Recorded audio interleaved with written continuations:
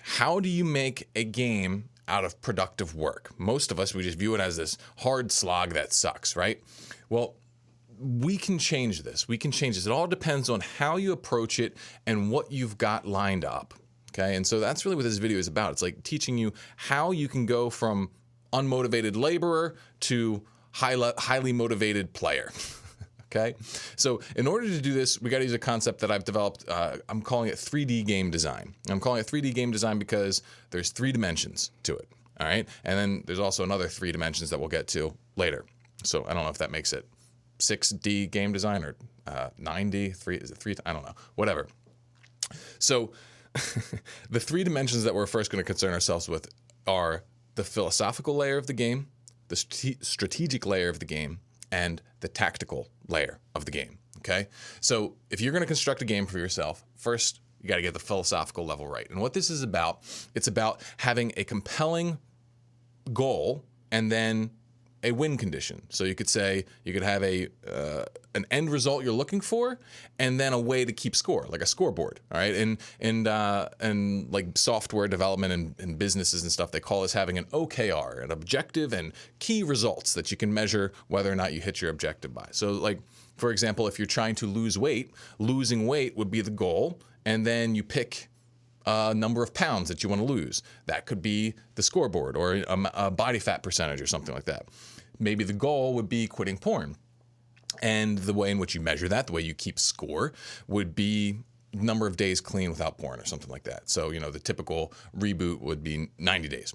Next, you got to get the strategic layer figured out. Because, all right, you have a goal, you know how you measure it, but, if you don't have a plan to get there, it's going to be very hard to get pumped to go toward that thing because it's just a big blank in your mind. So we got to build a bridge between where you are and where you want to be, which is that win condition, right? That's the strategic layer. It builds this mental bridge, and without that, you're not going to be motivated. So we get that, and you'll be motivated. So for example, if you want to lose the weight, then maybe you have to come up with a plan. It could be something like, really some complex weight training and calorie counting sort of thing, or it could be something simple like I'm going to walk and eat vegetables or something like that. But you need to nail it down specifically what you're doing, and then you'll get there. For quitting porn, maybe it's like you decide that you're going to journal and use my Reforged Man course or something like that. All right. And we'll talk more about the details of designing the strategy because there's some stuff that goes into that, but you need to have a strategy. Okay. And then finally, you got the tactical layer. And this is the layer where kind of like the rubber meets the road, where it comes down to you actually acting. Okay. And in the 2 examples we've been talking about so far, quitting porn and losing weight, a big part of that is like, can you overcome the urges to go against your plan? So for example, like with quitting porn, it's like, can you overcome a porn urge? When it comes to losing weight, can you overcome that desire to eat 12 cupcakes? All right.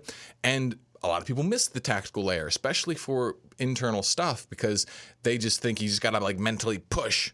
And there's actually a lot more that goes into that. That's why I spend a lot of time talking about self-talk. I talk about like, the cut method. I talk about all these different mindset things because you need to like know the tactics. You need to know how to actually do it. And also in the tactical layer, you got stuff like environmental design. It's like, are you surrounding yourself with triggers or things that would derail you or get in your way? And do you have the right tools and stuff that you need to make your plan happen? All right.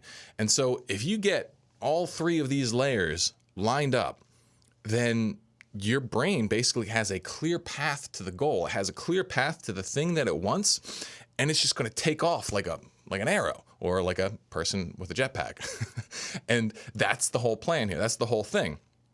So like, if we're going to do an example here, say you wanted to have a really engaged employee working for you.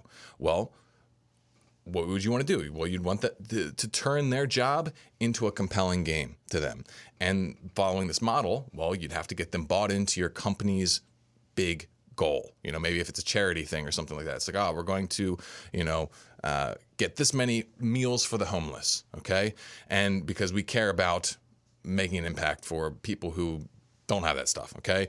And maybe that you got to get that employee bought into that goal. And then you got to get them bought into the strategy. You got to get them to see, all right, here's how what you do specifically plugs into feeding homeless people, which is something you care about. And so that person, they get a mental connection between, all right, here's where I'm at. Here's how I can get to the thing that I care about.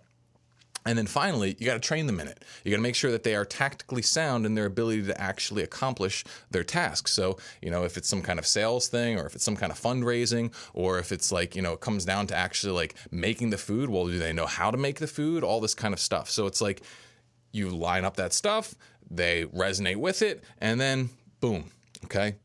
They're going to be motivated and it's going to be great. Universal man, sharpen your masculine edge. Universal man, sharpen your masculine edge. Sharpen your masculine edge. Sharpen your masculine edge.